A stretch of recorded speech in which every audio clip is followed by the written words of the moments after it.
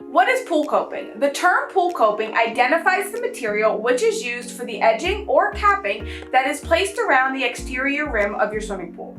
Pool coping helps to separate the pool shell from the surrounding areas and also works to protect the structure of the swimming pool.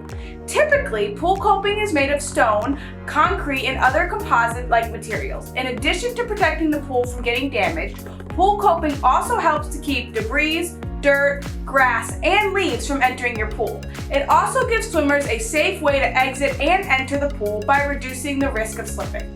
Moreover, pool coping offers an attractive and finished look to your swimming pool.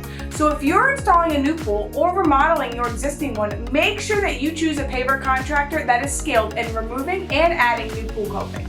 For more information on pool coping finishes and sizes, head over to our website at www.americanpavingdesign.com.